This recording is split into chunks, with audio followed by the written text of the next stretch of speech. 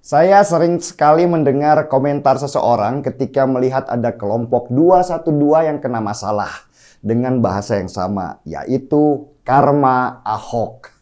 Karma itu adalah perbuatan yang kembali pada diri orang itu sendiri. Entah itu perbuatan baik ataupun perbuatan buruk. Dan kalau melihat apa yang terjadi pada kelompok 212 sehingga mereka banyak yang masuk penjara, bisa dibilang itu adalah karma yang buruk. Peristiwa masuk penjaranya Ahok atau Basuki Cahayapurnama di tahun 2017 adalah peristiwa yang menyakitkan hati banyak orang Indonesia. Proses itu menyadarkan kita betapa tidak adilnya hukum di Indonesia yang tunduk pada tekanan massa.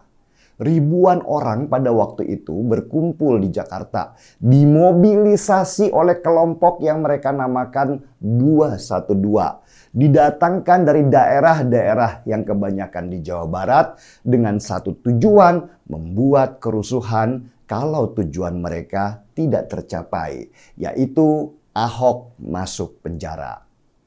Ahok sendiri sebenarnya juga bukan sasaran utama. Dia hanyalah simbol untuk mempersatukan kelompok fundamentalis Islam itu dalam satu ikatan.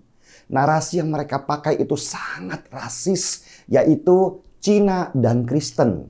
Dan Cina juga Kristen nggak boleh sedikit pun menyinggung ras pribumi dan Islam yang kata mereka mayoritas. Agama ditunggangi oleh politik karena tujuan sebenarnya bukan masalah penghinaan ataupun penistaan, tetapi justru menjegal Ahok untuk menjadi gubernur DKI Jakarta.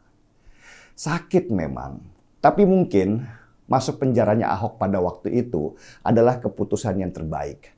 Kelompok 212 itu berhasil mengorganisir sekian banyak massa untuk menekan pemerintah, menekan pengadilan dengan ancaman kerusuhan massal jika tuntutan mereka tidak dipenuhi.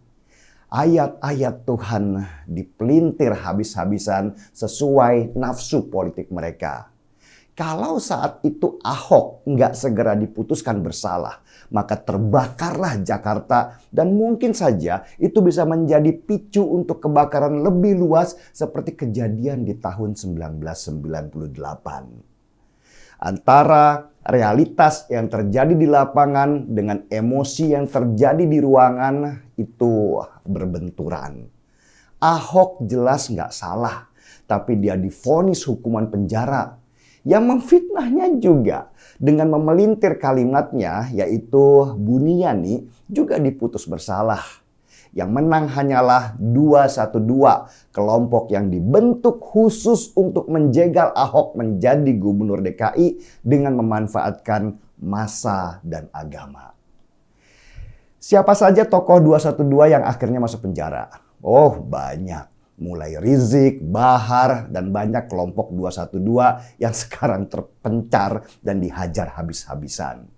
Ada juga sih beberapa politisi dan kepala daerah yang dulu ikut berdemo dengan tujuan mencari simpati pendukungnya. Sekarang pada ketangkap KPK. Si Edi Mulyadi yang viral karena penghinaannya kepada warga Kalimantan dengan menyebut daerah mereka sebagai tempat jin buang anak dan penduduk yang tinggal di sana sebagai genderuwo dan kuntilanak adalah salah seorang kader 212. Dia mendapat pangkat sebagai Sekjen GNPF untuk aksi-aksi demo selanjutnya meski nggak sebesar yang pertama. Nah, buat saya yang menarik di sini adalah apa yang didapatkan Edi Mulyadi sekarang ini adalah senjata makan tuan dari apa yang dilakukannya selama ini. Selama ini Edi dan kawan-kawannya itu selalu menggunakan tekanan massa untuk mencapai tujuan mereka. Keberhasilan gerakan besar mereka di tahun 2017 dengan akibat Ahok masuk penjara menjadi inspirasi mereka untuk terus melakukan hal yang sama. Demo-demo adalah pekerjaan Edi Mulyadi sehari-hari dengan berlindung di balik baju wartawannya. Pokoknya kejadian apa aja, demo adalah solusinya.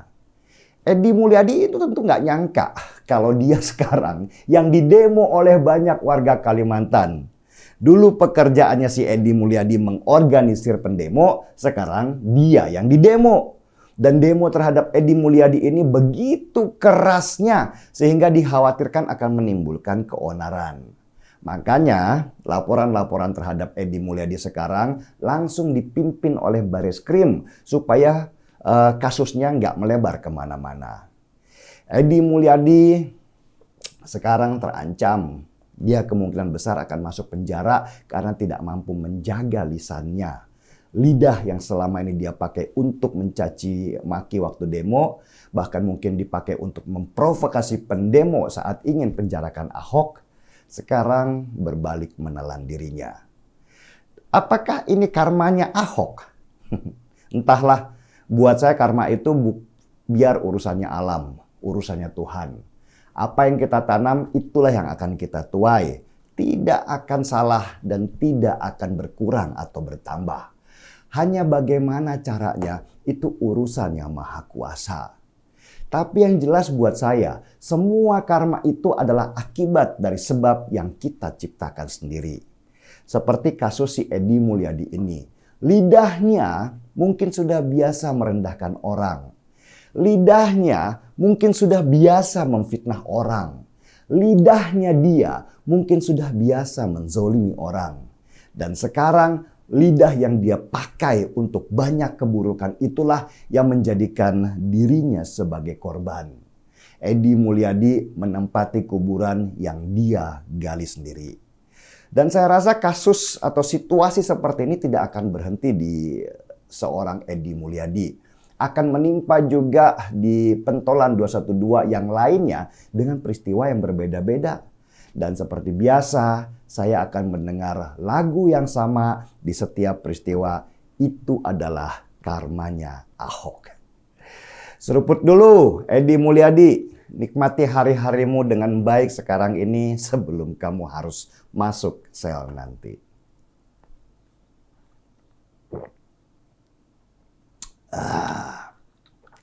Marki Bong, mari kita bongkar semua. Saya Denny Siregar, kita di acara Timeline.